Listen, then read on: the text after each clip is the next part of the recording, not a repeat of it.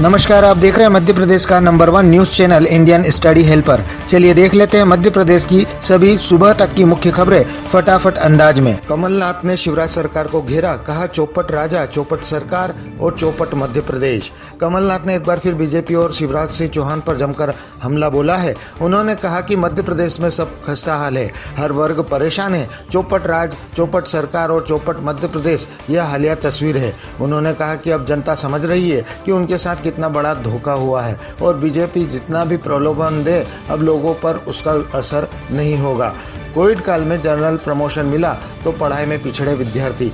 मध्य प्रदेश माध्यमिक शिक्षा मंडल का 10वीं और 12वीं का परीक्षा परिणाम वर्ष 2021 में 100% रहा था, क्योंकि इस वर्ष कोविड काल था और सभी को जनरल प्रमोशन दिया गया था। इस साल 10वीं का परीक्षा परिणाम 63.29% रहा, जो पिछले साल से 3.75% ज्यादा है, पर 12वीं में परिणाम पिछड़ गया। इस परीक्षा में कुल 7,27,044 परीक्षार्थी शामिल हुए थे। इसका रिजल्ट 55.28% रहा, जबकि पिछले साल 72.72% रहा था, यानी 17.47% की गिरावट आई है। वहीं 2020 में 62.84% रहा था। मुस्लिम पर्सनल लॉ बोर्ड के कार्यक्रम की अनुमति भड़काऊ बयानबाजी की आशंका के चलते निरस्त।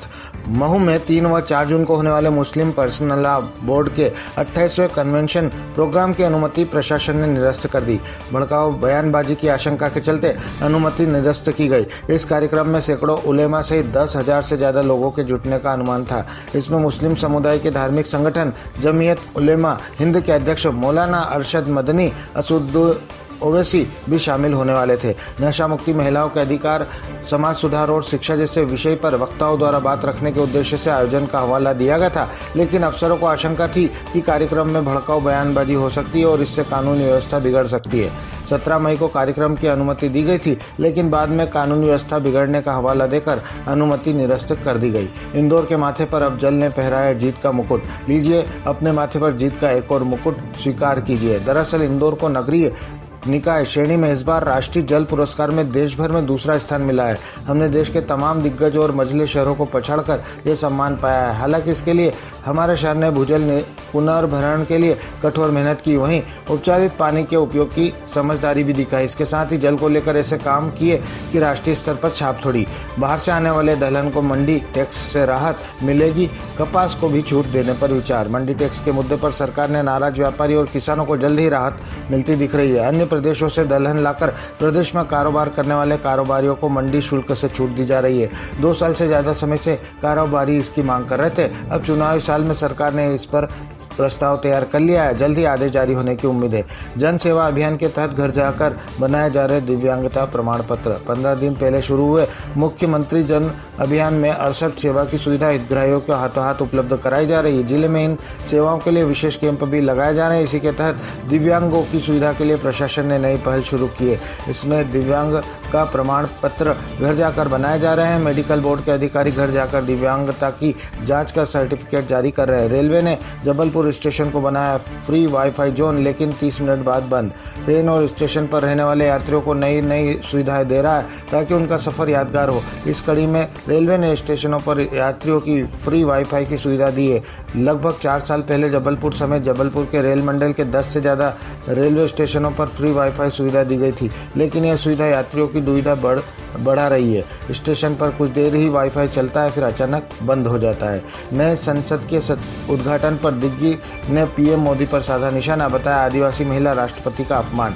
मध्य प्रदेश में कांग्रेस के सीनियर नेता दिग्विजय सिंह ने कहा कि प्रधानमंत्री नरेंद्र मोदी ने न तो नए संसद भवन के शिलान्यास में और नए उद्घाटन में महामहिम राष्ट्रपति को बुलाया जा रहा है। हमारी आदिवासी महिला राष्ट्रपति का जो अपमान हुआ है, उसके कारण विपक्ष इस आयोजन में शामिल नहीं हो रहा है। दिग्विजय सिंह ने मध्य प्रदेश के गृह मंत्री नरोत्तम मिश्रा के डीके वाले बयान पर पलटवार करते हुए कहा, नरोत्तम मिश्रा के बयानों को वे गंभीरता से नहीं लेते, यहाँ तक कि वे उनके बयान भी सुनना पसंद नहीं करते। उनकी बात में न तो गंभीरता है और न ही राजनीति, वे केवल झूठे प्रकरण बनवाने में माहिर है।